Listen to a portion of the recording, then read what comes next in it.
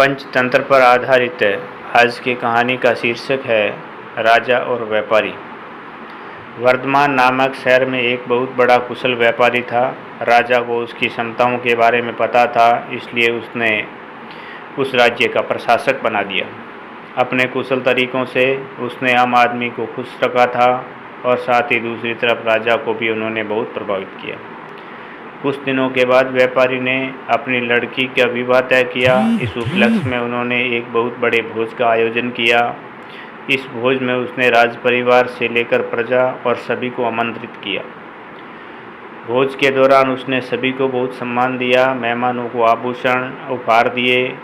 राजघराने का एक सेवक जो महल के अंदर झाड़ू लगाता था, वो भी भोज के अंदर शामिल हुआ, मगर गलती से वह एक ऐसी कुर्सी पर बैठ गया जो राज परिवार के लिए नियत थी।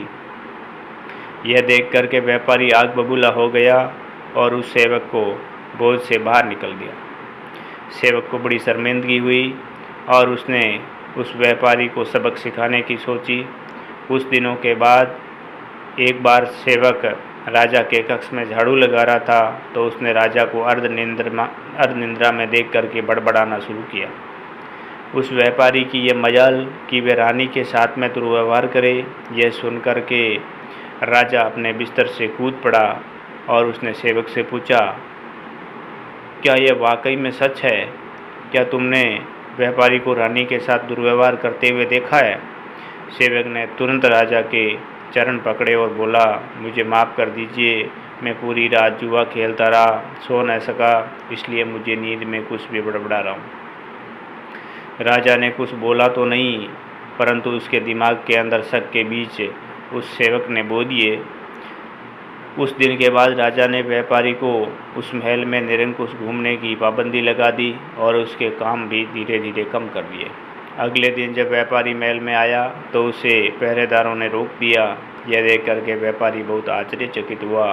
तभी वहीं खड़े सेवक ने मज़े लेते हुए कहा, ये पहरेदारों, जानते नहीं ये कौन है? यह बहुत प्रभावशाली व्यक्ति है, तुम्हें इस महल से बाहर भिजवा सकते हैं, जैसा उन्होंने मेरे साथ अपने भोजन में किया था। तनिक सावधान रहना। यह सुनते ही व्यापारी को सारा माजरा समझ में आ गया। कुछ दिनों के बाद में उसने उस सेवक को अपने घर बुलाया, खूब आव भगत की, उपहार भी दिए। फिर उसने बड़ी विनम्रता से भोज वाले दिन के लिए माफ़ी मांगते हुए कहा कि उसने जो भी किया वो गलत किया है। सेवक खुश हो चुका था। उसने कहा, न केवल आपने मुझसे माफ़ी मांगी पर मेरी इतनी आवभगत भी की। आप चिंता न करें, मैं राजा से आपका खोया हुआ सम्मान वापस दिलाऊंगा। अगले दिन उसने राजा के कक्ष में झाड़ू लगाते हुए जब राजा को अर्धनिद्रा में देखा तो फिर बड़बड़ाने लगा, ये भगवान, हमारा राजा तो ऐसा मूर्ख है जो गुसल खाने में भी खीरे खाता है। यह सुनकर के राजा क्रोध से भर उठा और बोला, मूर्ख सेवक, तुम्हारी ऐसे बोलने की हिम्मत कैसे हुई?